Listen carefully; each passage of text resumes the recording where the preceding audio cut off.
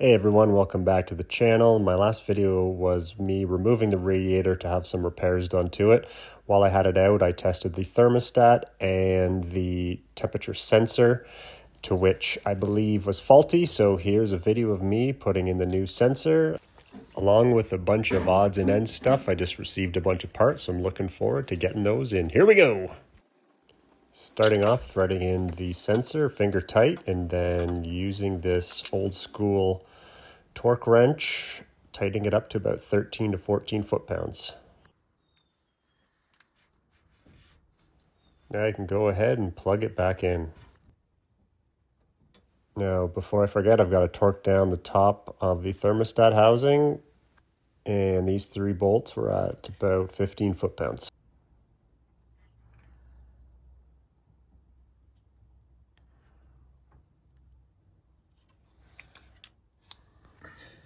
Here's all the loot I received a few days ago. It's going in next.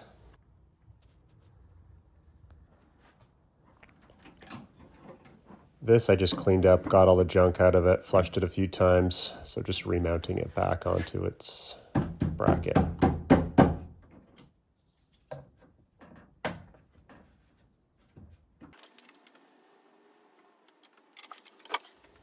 All right, here we go. Topping up the rad now. The hoses are all connected with a couple more liters of your red coolant.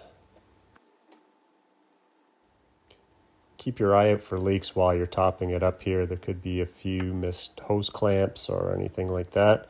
Here I'm trying to burp out some of the air. I'll do this properly in springtime once I get it going again. Now onto the reservoir, just bringing that up to the full level.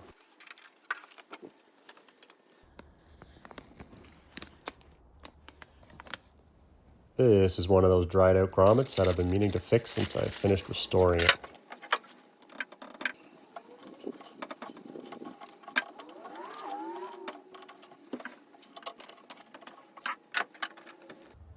Oh yeah, just beautiful.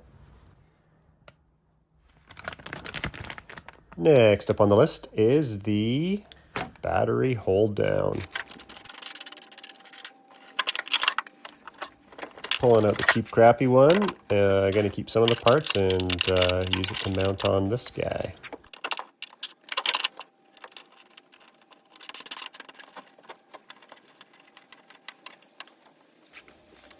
As you might notice, the battery's a bit low and the clamp's not fitting on it properly, so I'll come back in the spring again and put something underneath to bring the battery up so it actually holds it in place. Here we go with 2 new hood bumpers. The one on the right there was all rotten and had overspray on it, and the one on the driver's side on the left was non-existent.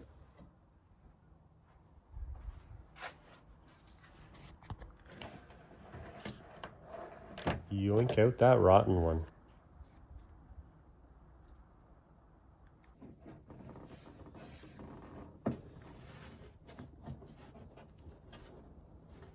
If you can get your arm into the fender, then it's a lot easier to pull it down from the inside.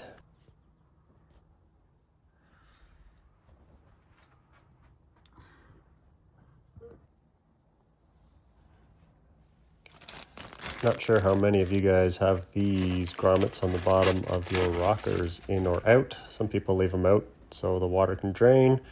I'm going to stick it in and just take them off from time to time to make sure there's no water in there.